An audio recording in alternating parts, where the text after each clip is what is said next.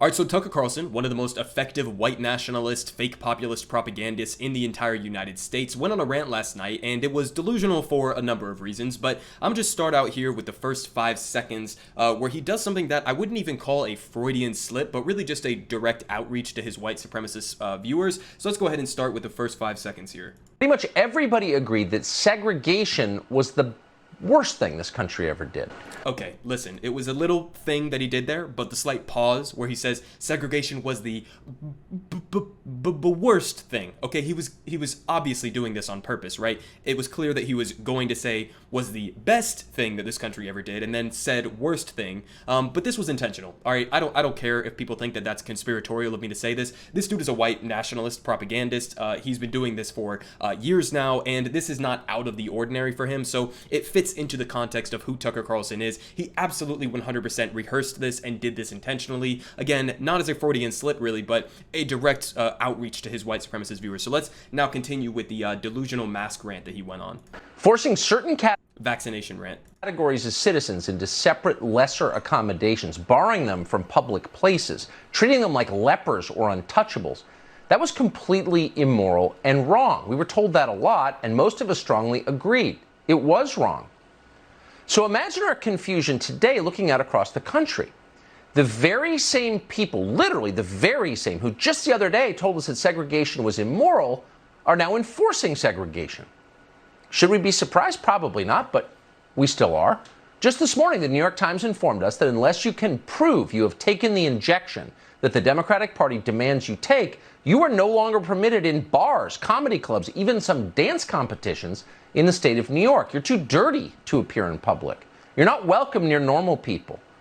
Want to watch the NBA playoffs in person? You had better be vaccinated to do that. Otherwise, the New York Knicks will bar you from Madison Square Garden. You can still go see a baseball game if you want to, but be warned, you will be sitting in your own roped-off section, marinating in your shame with the other disobedient bad people. Medical Jim Crow has come to America. If we still had water fountains, the unvaccinated would have separate ones.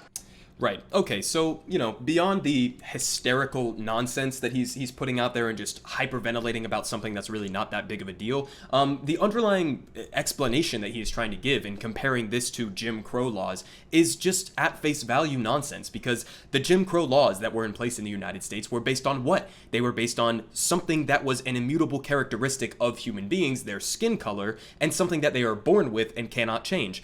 Being vaccinated is something that you actually do have control over fully, unless you have some, allergy to it or whatever. That is something that you legitimately can control. It's nothing intrinsic about you as a human being, and it's not discrimination to say that if you are a threat to public health, that maybe you should not be allowed in some public spaces. That's not segregation, okay? This is the same thing, and I heard David Dole, I think it was, come up with this analogy.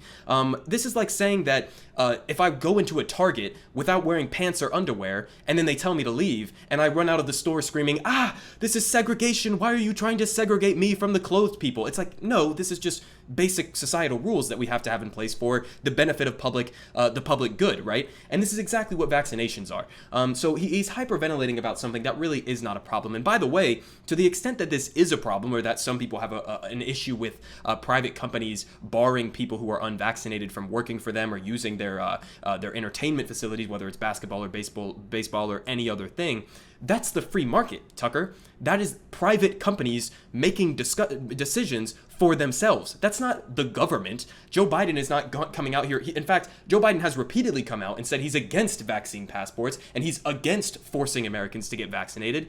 And this is the private sector, okay? You guys created this. Conservatives, Tucker Carlson types, created the situation in which corporations have the power and authority that they do over the general public. That's your creation. That's your ideology that created this situation.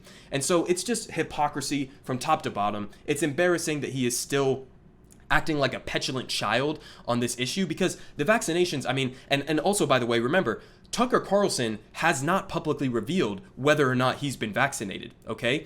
And what does that mean? It means that 99%, I'm sure, he has been vaccinated, and he just doesn't want to come out and say it to his viewers because he's doing this game where he's leading them along and feeding into their conspiracy theories about the vaccine when he knows damn well that it works, okay? I got the vaccine. I'm double vaxxed up at this point. Glad to say that I am. I didn't even have any crazy symptoms when I got the vaccine. Some other people did, but all in all, it's a safe vaccine. It's a lot safer, at least, than getting COVID itself. So this is all just complete fucking childish nonsense coming from Tucker Carlson. Again, unfortunately, one of the most effective and popular white nationalist, fake populist propagandists in the country, and he is continuing to lead his viewers down this rabbit hole of anti-vaccination nonsense and hyperventilation about comparing it to Jim Crow, when this is really just about basic societal protection for public health.